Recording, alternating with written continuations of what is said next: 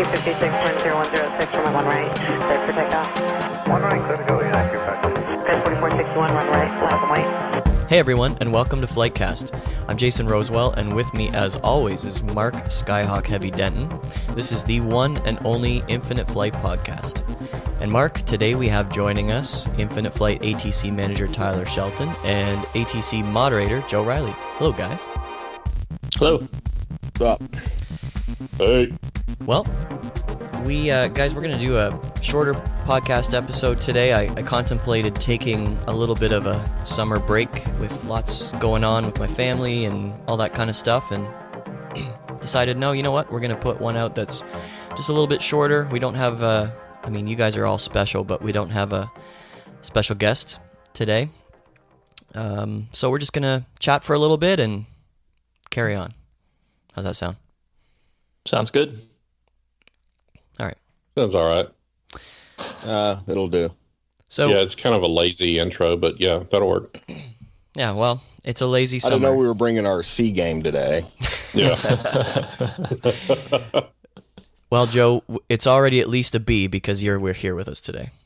Amen. Don't you There forget it is. Yeah. So, guys, I've been chatting with a few people for guests for the podcast, and as you know, we can really only dive so deep into the Infinite Flight pool of guests. So what I've been trying to do lately is introduce some new, maybe I guess you could say prominent people in the online aviation world. So we had Steve Thorne from Flight Chops on, and who gave Infinite Flight a try for us, and we talked a little bit about that. But, you know, it's cool just to chat about aviation in general. And while I want to keep this Infinite Flight podcast, we try and tie some of that in. So having said that, we've got, I think, on the next episode, and I hesitate to put this out there in case it doesn't happen, but I'm going to anyway, Steve-O from Steve-O, I think his channel's called Steve-O1 Knievo. from Jackass. No, wrong Steve-O, but this is the... Man. This Do is, you want I would have to do? yeah, this is Yeah, I the thought the same Aviation thing. Steve-O. Yeah. Yeah, but this guy flies you guys will have to help me out. He flies a 208 Caravan. And Yep. what's the other one that he flies all the time? The TBM. Yeah, the TBM, that's right. So, you know, he rolls Guy's up. living the dream. I know, he rolls up in his fancy Escalade or whatever it is, and then skateboards over to the airplane and films the whole thing. And I don't even know what his job is, to be honest. He just flies around. I'm not sure. I kind of got the impression that he was just ferrying aircraft back and forth or cargo or something. Yeah, it could be. Anyway, so I've been chatting with him. He's downloading Infinite Flight. He's going to fly the 208 around and get a live account, and, you know, maybe we'll hop on some ATC frequencies this week or next week, and we'll vector him around, and then we'll get on and chat with him. Sweet. He'll have lots to say.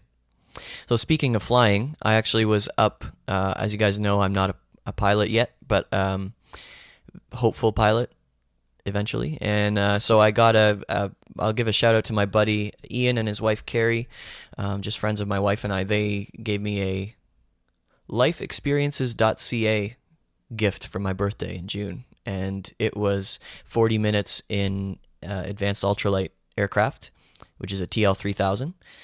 And you guys should check that out. It's as Mark would call it, a go-kart with wings. I think that's what you said, wasn't All it? it is. Yeah, but this thing had a Garmin G3X in it, flight display, and it was comfortable. Small, but comfortable. Well, hell, take your iPad, and that way you can have ForeFlight in it too. There you go. So we went up in that, and this guy will do whatever. If you want to sightsee, he'll do sightseeing. If you want an introduction to flying, he'll do that. And of course, I've already had several introductions to flying, so I said, you know, let's make it as close to a flight lesson as possible. So he did. We did some turns and pattern work and stuff like that. So it was great. I logged my first official 0.9 hours in my logbook. 0.9. Yeah, 0.9. Sorry, Just Mark. 0.9 is all you need, yeah. Just don't let that fog hang you up. Yeah. Yeah, we didn't get into any fog, thank goodness. There you go. Tyler, how's the PPL going? It's going. This month has been pretty busy for me. So after the first exam, it's just taken a lot of time to be able to get back. So hopefully after July, I can just knock it out. I'm at the very, very last step. Do you feel like while you're waiting, do you feel like you've regressed at all, or will you have to review a little bit? A little bit, but usually all I do when I'm at work is I'm just studying. I have an oral exam book that I use, and I have all the notes that I've taken. Usually whenever I go to a lesson, I always have like a little notepad next to me, so I'm just taking notes on everything. So probably most people couldn't understand it, but I kind of, it refreshes my memory from what we went over, whether it was weight and balance or any other performance formulas or whatever it was. So I'm constantly studying, so I have a feeling that as soon as August hits, I can just knock this out. Sweet. Make sure you brush up on your fog types. Yeah, exactly. And don't use that examiner. Right. Yeah. Yeah, that Tyler being on that on the decelerated flight training with the examiner that he had is just ridiculous. Yeah. And for the listeners that don't know, I went to a particular examiner here that my local airport was using, and come to find out after not passing the oral exam, neither did the last 5 people that had taken the oral exam. So this person was making quite a bit of money off of people by, failing their oral exam and then making them reschedule. So is that needless to say, they are not being used anymore. So is there a separate price for the oral and the practical? No, typically they would be together. So, I mean, I guess that was the point, is that, stop them before they even ever get in the plane, and then, require them to have to pay again for that examiner to come back out. Okay. So it was kind of a crappy situation. You save up all that money, you get to the very end where you're already like kind of tapped out because you've spent a lot to get to that point. Yeah, that's now a pretty big beatdown, especially since restock, keep studying. Yeah. Yeah, especially since the three of us all know that of anybody, you should be a shoo-in for that. So that's pretty frustrating. Yeah, everything went really smooth all the way up until that point, but we'll finish it. It's all good. And what's crazy is the amount that he was charged for his check ride was almost twice as much as what I paid for mine. Yeah. So I mean, it was just absolutely from what ridiculous. I heard, yeah, everybody was paying that. The last 5 people before me, and there was a few that were far more qualified than I to get their PPL, and they were failed on their oral exam as well. No. So, And saying what he should, and I would even see that with him charging that much, that if you maybe didn't do well on the oral, but you nailed the actual practical part, then it's discounted the next time you come back just for oral if you're not doing the whole thing. right, and that's what I thought would happen as well. So now it's looking like I'm already in touch with a new examiner, so I'll actually go out down to Florida, and that's where I'll do the PPL. And this guy's house, he actually has a grass strip, so my first true soft field landing will be to pick up my examiner. Oh, nice. That's what mine was. My first short field and soft field landing. I mean, of course, you can practice on the runways all day long. Oh, yeah. But you just don't have that that mental training, if you will, until you're actually landing on a grass strip and a short field. You actually have real 50-foot obstacles on each end of the runway that you're having to climb over or descend over for the approach. So, yeah, mine was the same way. It was in Florida in Crestview. First short field, my first true short field, soft field takeoff and landing was done at the Czech Airman's house. Okay, yeah, this one's in Crestview, so I think we're talking about the same person now. You're probably going to the same one. I landed, taxied up beside his hangar, and basically pulled up to his back door, and that's where I parked my 172. Yep. Tyler, if Mark passed with this guy, you're good to go. Well, yeah, that's what I'm saying. Maybe his son or a family member, because the guy that did mine, he was already 300 years old when I took him up. And so he passed away a few years ago, sadly, but great guy, very monotone. And what's cool is he asked me if I liked history, and I said, yeah, I love history. I love especially aviation history.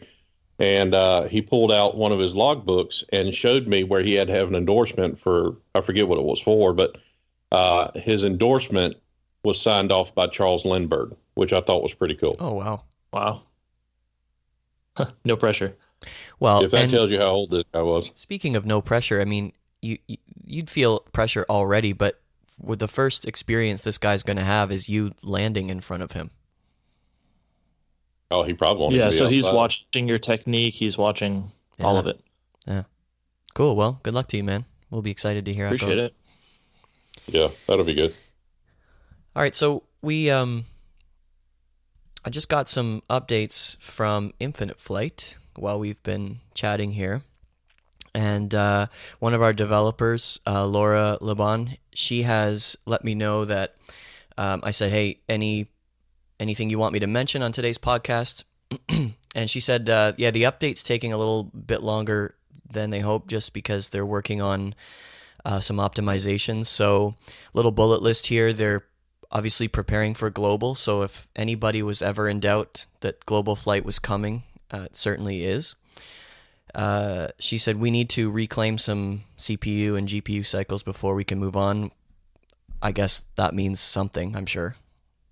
That means so my phone doesn't crash Ah, all the time. okay. So they're working on Right, something. and for ultimately they have to like lay the foundation for global while staying within our current configuration. So you're trying to, progress and make everything a little bit better and get it ready for one thing, but you still have to try to maintain what we already have. So sometimes it doesn't always line up, and that's Yeah, and where we're at right now. while they're trying to add awesome things, they're also breaking a lot of things in the process. So, This is true. But I will say it will be worth the wait. oh yeah, The last few, it has run smoother than I think I've ever experienced it. yeah, and I don't know if this is a thing or not yet, but ooh, I probably shouldn't say this.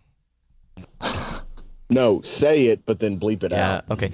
No, I was just I was flying with Joe and Tyler last night, and when I was finished, I flew with Tyler first, did a whole bunch of circuits, and then Joe and I did a whole bunch of touch and goes around Hawaii.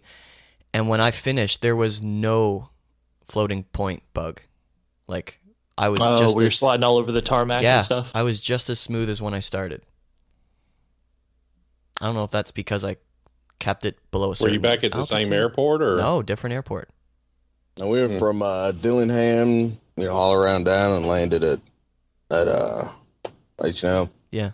Actually, I noticed that last night too. Before I went to bed, it was probably about 1 o'clock or so, but I just did a short flight. I saw San Francisco was open, and so spawned at San Francisco and flew to another airport, and my flight plan was like 145, 150 miles, something like that. And there was no floating issues either. And now that you mentioned that, I remember seeing, my aircraft wasn't sliding left and right, zigzagging on the taxi line. So You better maybe check that's that before you throw that out there. Yeah, I'm just checking. Yeah. it now. Yeah, Okay. we'll have to find out. I mean, it's always fix one thing, it breaks another. You break one thing, and magically this floating issue is fixed. Hey, Mark, So- remember the last week we flew from San Francisco to San Diego, and we didn't have that issue when we landed either. yeah, and we were on that flight for a long time, but It was a lot. yeah, that floating issue wasn't there at all. It wasn't present at all. So she's telling me that it's gone for global. Wow, nice. She The said, floating? well, yeah, it's gone. She said the only bug shows up right now if you land really far away from your starting point. But Global. I'm just kidding. well, no, but she said we could fix it now, but there's no point since global fixes it completely. Right, and that's like almost as big of a victory as when we got rid of the floating aircraft one without the landing gear. Yeah. And That went on for months. And she's telling me that I can mention it, so I'm just going to leave all this in. well, you better Sweet. bleep out the part I just said. Yeah, okay. Awesome. All right, so the other thing on the list was that they're working on a lot of memory optimizations, and this is just a really extremely boring part of programming, but it all needs to be done. So users can expect a smoother frame rate with this update, which is also... Have you noticed a improvement on your phone, Jason? Oh yeah, it's throwing me memory errors, like the little red memory notice, but Yeah. I don't notice any. It's all smoother. It's good. Yeah. Yes, and for those wondering what that means, I'm still using my iPhone 5S to fly around, which Mark can't fathom. Hey, when your 5S was working, my 6 Plus wasn't. So, That's true. There's Yeah. something to be said for that. Yeah, it's been rock solid.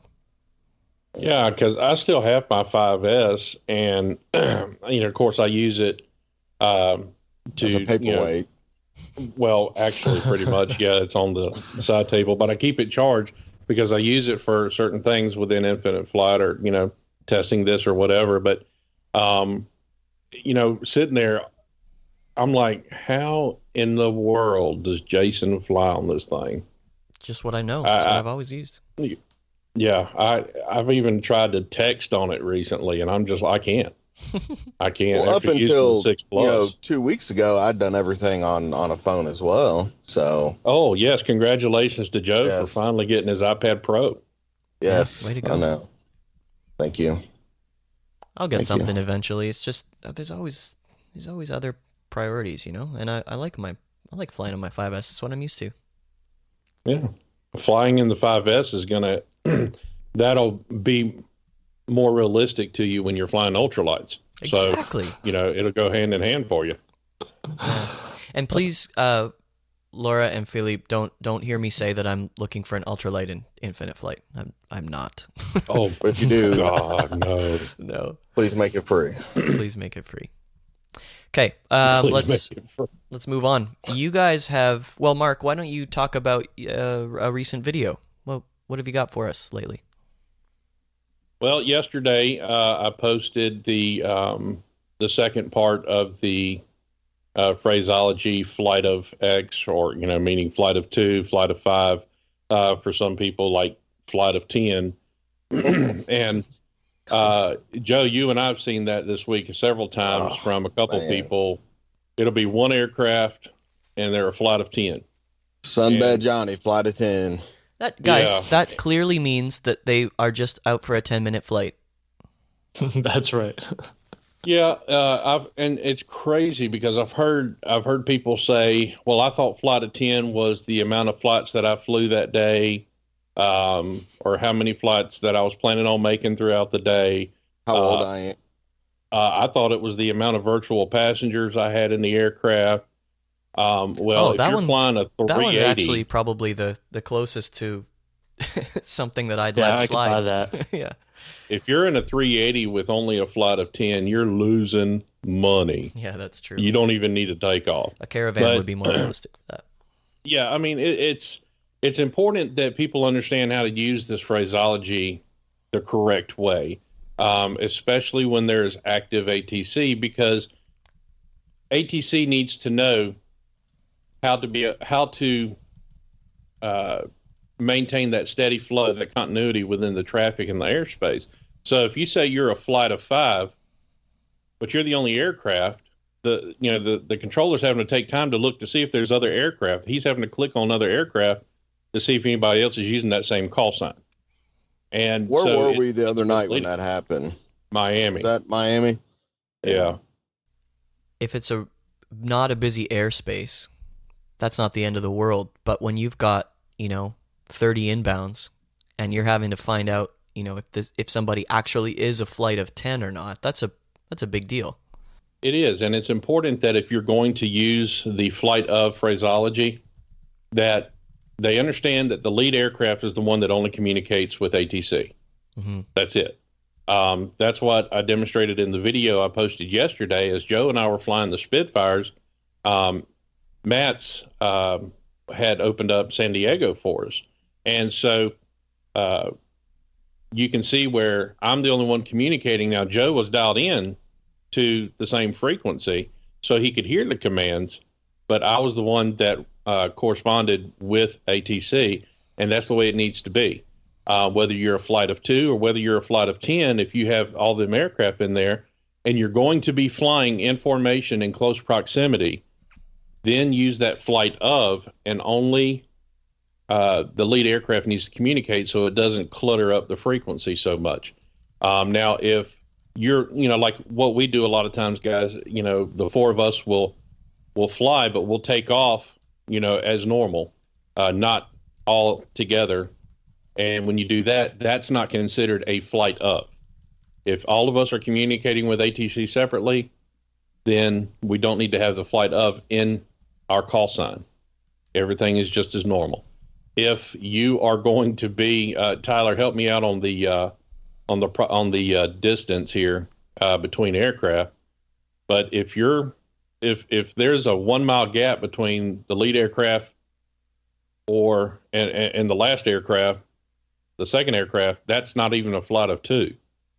Right. If you got that 1 mile gap. Only a mile. So, yeah. Yeah, typically it's pretty close. I mean, you have different formation, I guess, limitations, anywhere up to 3 miles where it's non-standard. You might have a few miles in trail. But with infinite flight, if you're going to be in close proximity, you call it a formation. So that means if you're going to take off as a formation flight, you should be one after the other on the runway or on the runway at the exact same time. Just where you can stay pretty close. I mean, if you're 5 miles apart, you really can't expect controllers to consider you a formation. It's kind of impossible to keep up with. And then on the flip side of that, if you're going into your destination and you want to do what's called a flight split, where you go from a formation down to single, let's say you have 3 aircraft, everybody change their call sign from the flight of 3 to just, whatever their call sign is. Have the first one, peel off 10 degrees to the left, or even 20 degrees to the left. The second one would go 10 degrees to the left, and then the third aircraft would just stay on the same heading. And, you give it 5 to 10 miles, and you can have pretty good separation just right there. So if you guys want to mess around with that and, try some new things for those that like to fly in formation, it's pretty cool stuff. What I put out in my infographic the other day is, if you, because some people just, they just want to hear their call sign over the frequency. Mm-hmm. And so, if you want to do that, that's fine. Then everybody take off, but leave, flight of out of your call sign. And then after you take off and tower gives you frequency change approved, and everybody pairs up and you're flying in a formation, then change it, at that point when you're all flying together. Exactly. But not when you're actually communicating with tower and all that. So that way, if there's a center, center can actually communicate with the lead aircraft. But then if you want to communicate individually at your destination, then change everything back and then just communicate separately with ATC. All right. Okay. Yeah. Awesome. And for anyone who's wondering, we're talking about videos that Mark and Tyler are producing. These are help tutorials, and they can be found at youtube.com/Infinite Flight Simulator, or youtube.com/Infinite Flight app, I believe also works. Any other social media outlets you guys want to push while we're here? You guys have a brand new one. Yeah, the Instagram is the brand new one, just at Instagram.com/Infinite Flight. So it's actually grown really well. We're already, as of last night, we're close to 2,200 followers in just under 2 weeks. So thank you to everybody who has followed us on Instagram and for all the comments. So it's really blowing up on that one. Yeah, and I mean, the Instagram is all about the community. So a lot of these pictures are coming from, Mark and I, different controllers, but ultimately we want community involvement as well. So if you have a really great shot that's, clean, crisp, and really shows off live or, any of these new features and stuff like that, tag us on the forum or feel free to shoot us a message, and we'd love to, share your picture with everyone as well. Oh, absolutely. And one thing that we're looking for, just so everybody can have an understanding, when we're looking for a picture to share, if you'll notice in all of our pictures, the anti-lasing is turned on. Like Tyler said, everything is real clean, real crisp. We don't like to post anything that has everybody's call tags on it. the runway labels, any of that. Make sure none of that is turned on. Just so it's basically the aircraft, the airport, other aircraft. We like to really show the ones with the live, like Tyler said, to where there's multiple aircraft within the picture itself, the screenshot. So, send us a message on Instagram. And then also on the events that we have, Turbulent Tuesday and Friday Night Flight, make sure that you share your screenshots. And, I do go through them every week and look for some to share. And if it's something that I really like, I'll have that person, especially if they post it on Facebook, I'll have that person email me the screenshot, because, Facebook completely destroys any quality. So I'll have them email me the higher resolution copy of that screenshot, and that's what I'll share on Instagram. Cool. Awesome. So do that, guys. It's a good chance to get your photo out to thousands of people. Looks like we're getting loads of questions here on. We are. I usually ask do some rapid fire. The community for questions for these episodes, and so I thought I'd throw something last minute out to our controllers on Slack, and we're getting lots of questions. So we'll get to that in a minute. All right. Well, thanks for the video update, Mark. Joe, we've had a huge response to a post that Mark has made in the last few weeks about ground speed. So do you want to give us a little overview of what the conundrum is and what's being done about it? Yeah, it's been kind of a ongoing issue that I think all controllers and from the feedback that we've seen, pilots have noticed just the totally unrealistic speeds people are flying in. You've got Dash 8s going 600 miles an hour, which, is not ever going to happen, especially when they're approaching, controlled airspace. You've got to approach trying to deal with planes coming from, all directions going 700, 800, 900 knots. It's just not going to happen. So what Mark tried to do, and, we all discussed it, was put something in that, under most realistic, or realistic's a bad word, most normal operations within infinite flight, you should not be going more than 550 knots ground speed. And the reason why it was done with ground speed and not indicated airspeed is because that's the speed that controllers can see on our screen. We have no idea what your indicated is. You can make a estimate, but to say, we're going to limit it to 320 indicated, it's just not feasible. It's not possible. So it was a blanket, hey, just keep it under 550 knots for now. And I think, Mark will agree with me, this was never a permanent solution. And that's part of the reason, I guess, people could tell I'm pretty frustrated about this. Part of my frustration is it's not a permanent thing. It's, people were talking about, well, what about when you have a 200 knot tailwind? Well, we don't have those yet. So people need to understand it's temporary. And I think, Mark and Tyler can probably get into a little bit more about what's being done on FDS's end to make it more of a permanent type thing. But just be realistic, be slow. If you want to go fast, go to free flight or above 40,000 feet. So why do you think it's not that hard of a concept to grasp? Why do you think there's been a ton of support? Let's not lead people astray here. There's been tons of support, but why do you think the outcry has been so huge on this?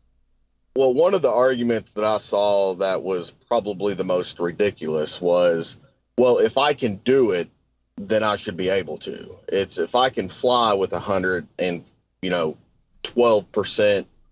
of my N1, 100% throttle, why shouldn't I be allowed to do it? And it's, you have to balance. I think, one of the things I posted, one of my comments was, you have to balance the realistic part with the usable part. Mm-hmm. And yes, you can do that, but you shouldn't. And I know in Slack, I've said it 100 times, just because you can doesn't mean you should.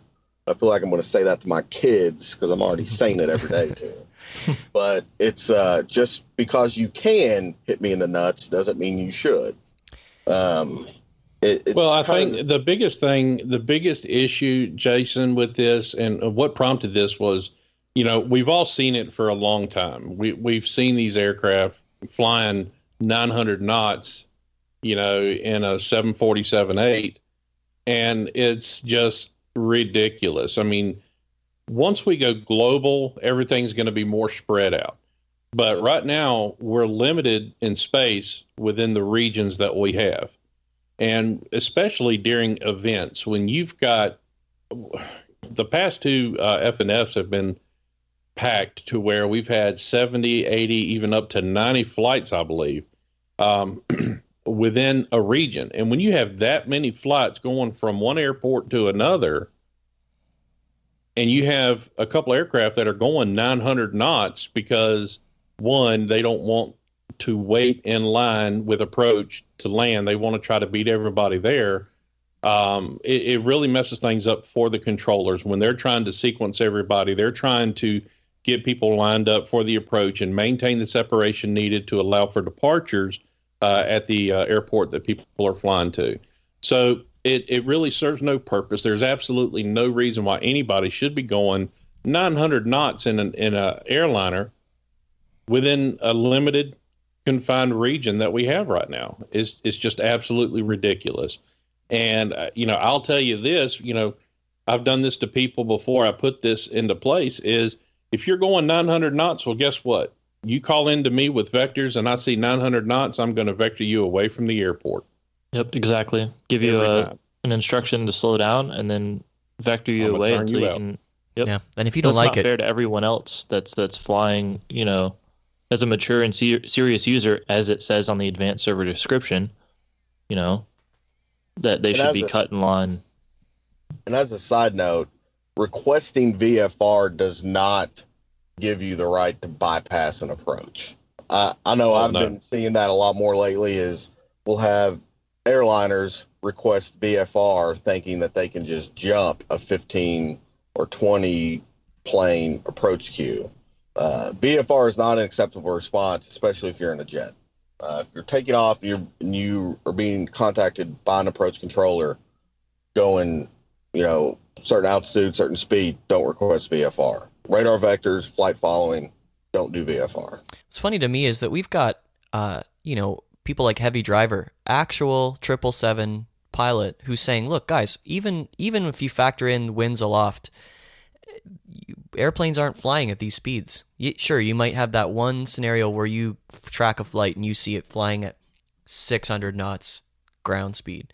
That's so rare, and they're not trying to race anybody to another airport on Friday night flight. They just have good conditions. They've got good conditions, and this, what we have to remember, I think, is that Infinite Flight is so different from the other mobile flight simulators that are out there. You're not flying with anybody else on these other ones. And so, in these small regions that we've got so far, you're approaching an airport. You've got to put a little bit of realism into it, for your benefit, for other people's benefit, for the air traffic controller benefit, and just, realize that, no, we don't have airframe restrictions yet in terms of speeds and stuff like that. That would be amazing. I think that ultimately would be the best solution to all of this. But even then, under a certain altitude, you still have to comply. So anyway. Yeah, we don't see the outcry of the 250 under 10 rule. I mean, granted, that's actual or whatever, but this is too if you would just fly like the aircraft is intended to be flown. Yeah. Yeah, and I think that's the ultimate goal. Regions that we do. I mean, the longest distance in a region, I believe, is going to be the Singapore region, where you're flying from Singapore to Kuala Lumpur or back. And Joe, you and I have flown that several times, and I mean, the flight plan will be close to 200 nautical miles. Yeah. And we typically fly that, at 26,000, 24 to 26,000 or whatever, but at 320 indicated. Flight level 43. Right. Yeah. But but we normally fly that at 320 indicated, and it takes us, 25 minutes to get from Singapore to Kuala Lumpur? Yeah. You know, that's plenty. That's a nice casual flight. You know, there's no need in going any faster than that. Yeah. And for those that are wondering, where this temporary solution is ending up, I think the ultimate goal and the goal with anything in infinite flight is to be more realistic. So what we're looking at is to have limitations for each aircraft. So I'm sure as heavy driver could tell you, if you were overspeeding the aircraft, you'd begin getting warnings until eventually, the aircraft just wouldn't be able to withstand that sort of speed and pressure. So what Mark and I are working on is gathering some information that could help make this a little more realistic, to where it's the speed issue is being controlled automatically rather than being enforced by the controllers. And I'll leave it at that. Yep. Beauty. Thanks, guys. But I will say this. Controllers, right now, they should be giving a speed warning to you. But when a moderator is flying, a moderator has the ability to ghost pilots as well while we're flying. We do not have to be ATC. Ooh. And so if you are ghosted and you haven't gotten a warning, chances are you were ghosted by one of us. I know last night in San Francisco, one of the smallest regions, there was an Airbus at 13,000 feet flying almost 900 knots. I had one the other night at 9,500 feet going 1,400. Jeez. Yeah. And guess what? You're going to get ghosted every time. Absolutely. Yep. So we will add that slide to the "Why Did I Get Ghosted" feature on the forum. There you go. Yep. All right. Well, thanks for the info, guys. We'll look forward to updates on how all of this progresses. But in the meantime, slow down. Just enjoy the flight, man. Just enjoy the flight and let everybody else enjoy theirs. That's right. So, Tyler, you mentioned to me earlier that you were about to do some simulator training. That sounds interesting. Yeah. The Air Force selected me to go to their tower simulator training course. There's a company called Adacel, and their headquarters is actually located on the Orlando International Airport property. And it's a week course, and we have really every airport has a tower simulator, and it mimics exactly what you'll see for that airport's day-to-day operations. And it's usually, I guess, like a 5 or 6 screen simulator, and you can actually talk just like you would to a normal aircraft, and the simulator knows what you're saying and it will respond, and the aircraft will do different things. So I'm going to go to this course at the end of July, and I'll be a tower simulator administrator, so I can go back to my base and create new sims and learn how to input different events and allow aircraft to spawn at different times. Or, really, there's endless possibilities for the sim. You can have an aircraft catch on fire, state an emergency, literally anything you can think of.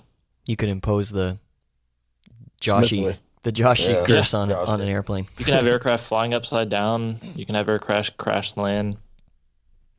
So that sounds like a blasty blast. Yeah. Nice. So we've been scanning Slack here to see if there have been any good questions asked. Of course, you put out a blanket question to these guys, and you get a free for all. Yeah, it's a show. Simon's asking actually if there's going to be some sort of a ATC Controller of the Month award. Weren't we talking about something similar to that a little while ago, Tyler? It wasn't really Controller of the Month, but right now I share all the stats. I share them weekly on Slack just so people know. So the controllers know how many operations they've gotten, how long they've controlled, and stuff like that. So the end goal here, once we get through some of these smaller projects Mark and I are working on, is to transfer some of these stats to the forum so that every week we can show, how many operations the controller had per day for that week, maybe how many operations they had just for the F and F period and stuff like that. And it would be really neat this is probably a little premature. I haven't really gotten as far, but it would be really cool to see controllers or even pilots who, are at the top of those leaderboards every week to have a badge or something like that on the forum. Really, so we can kind of build up some competition here, because there's been people that, who was it, a couple of weeks ago, that had 10,000 operations in 1 week set.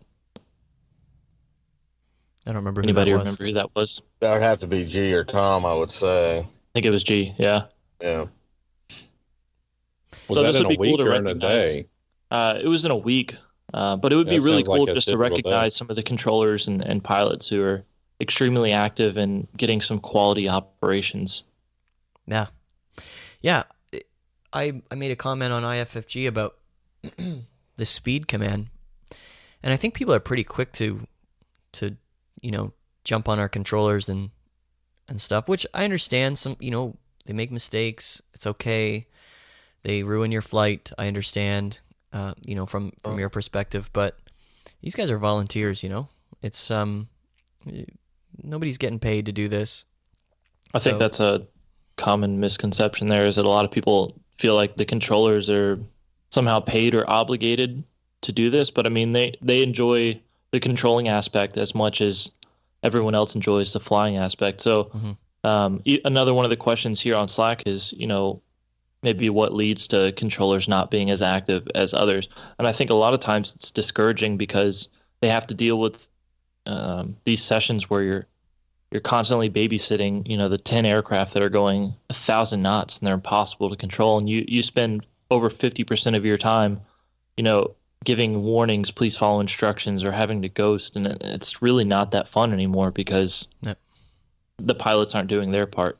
Imagine if a real life controller had to spend their time, handing out phone numbers and reprimanding people that aren't doing what they're supposed to be doing. It would be That's chaos. Exhausting. Yeah. Chaos.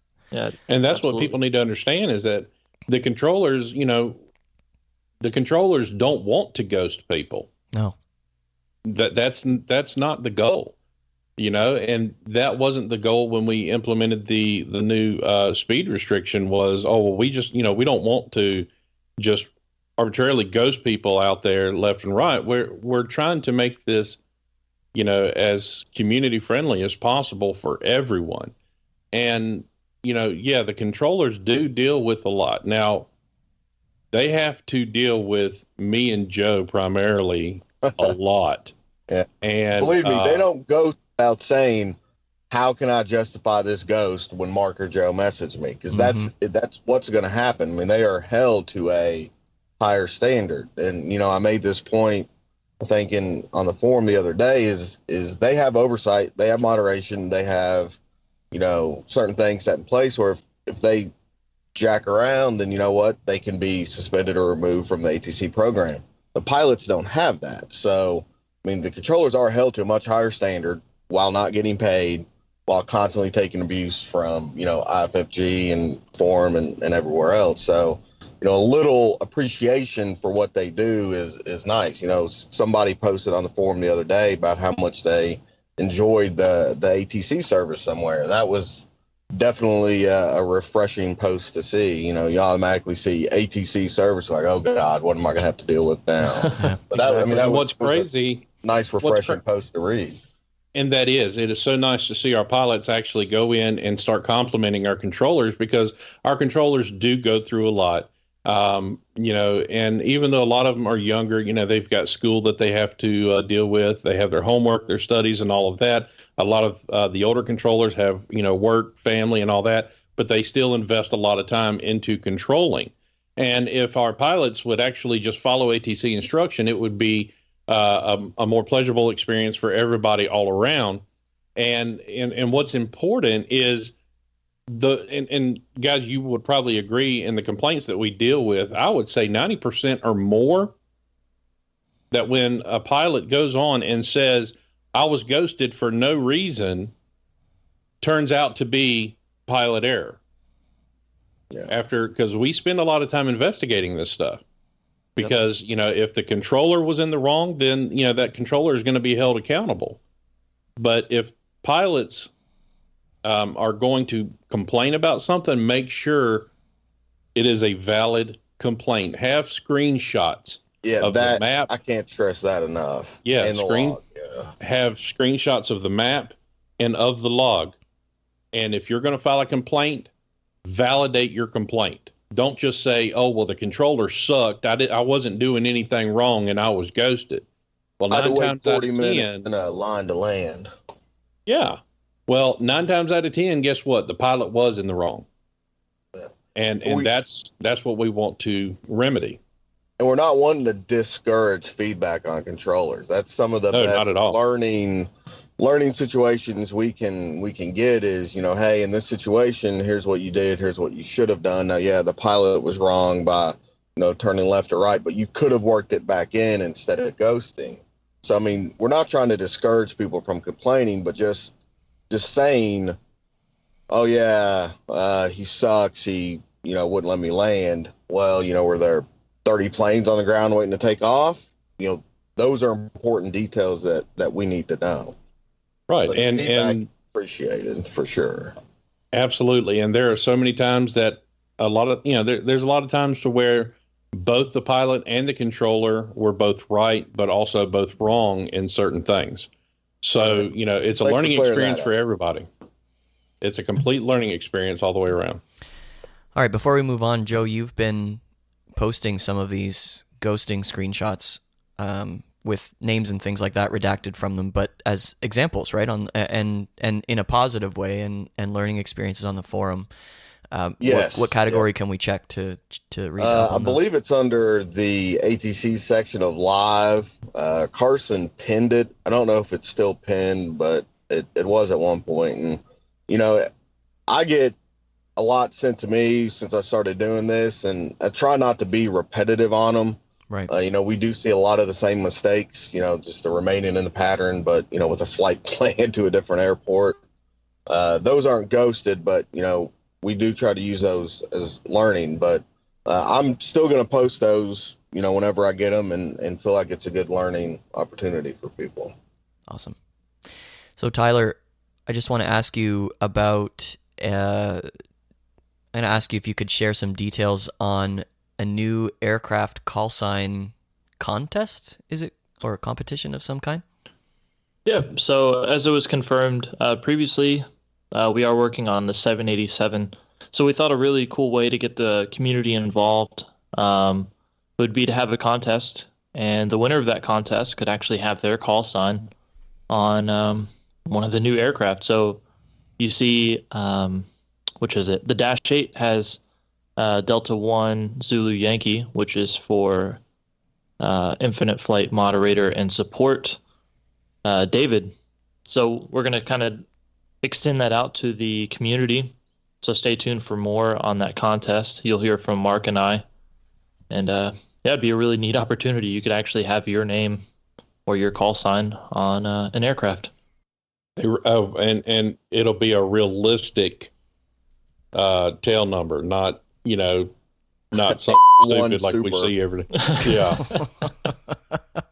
It will be, it'll have to be country specific, whatever call sign that you would want to have on there, whoever the winner is. Right. So. So it can't be American, or what is it? Southwest Super Flight of 10? Yeah. Yeah.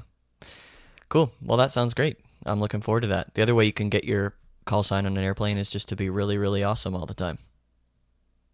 Yep. I've heard. Or have a PayPal and you could send money directly to ThriveInfiniteFlight.com. Rotate at FlightCast.audio.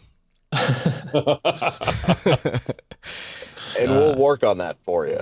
Yeah, we'll work on it. Guys, this has been really cool. I'm glad we did this. And anything else you guys want to add before we go?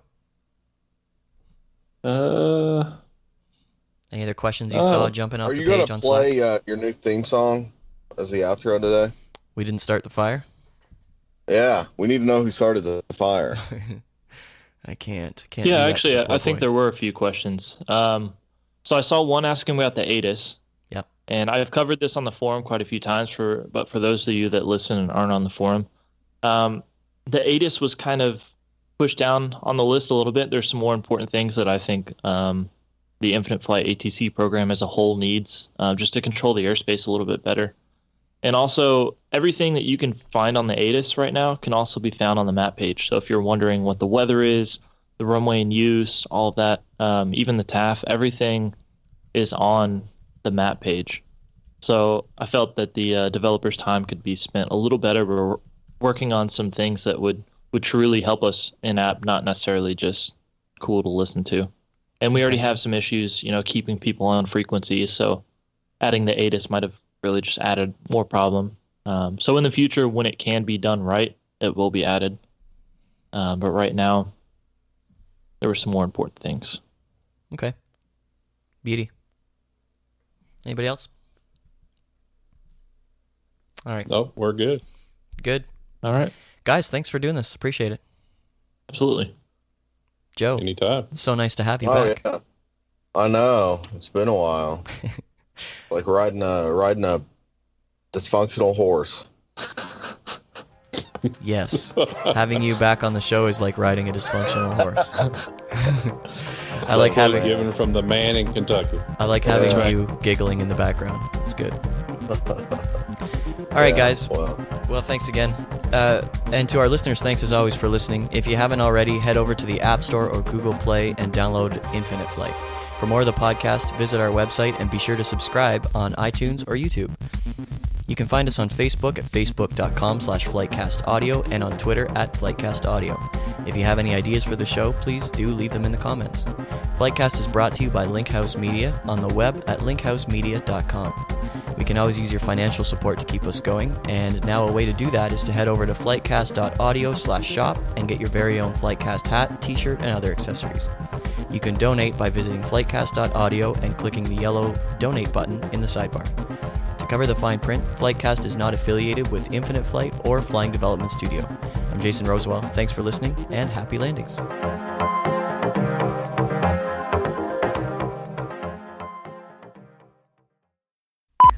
Did you just make it through the One first time? take. Hello. Actually, Oh. 2 or 3 times he's made it through the entire outro. No. Yeah. Well, it's been a year. Yeah. I think it's almost been a year. When did I release my first Been about a year. Yeah, 25 episodes ago. I'm sure the first one we talked about me starting my PPL. 10 years later, we're talking about how I'm ever going to finish it. So, Tyler, now that you've retired from the Air Force, drawing Social Security, how is that PPL come along? Obama. Exactly. Yeah. Thanks a Oh, yeah, I lot. was watching part of the. I'm on my 39th check airman now, and I've failed them all. fog. Exactly. I've washed them all out and become friends with their wives. That's right. Now we babysit their children. Now we watch their kids because they can't afford a babysitter because I kicked them out of the Air Force.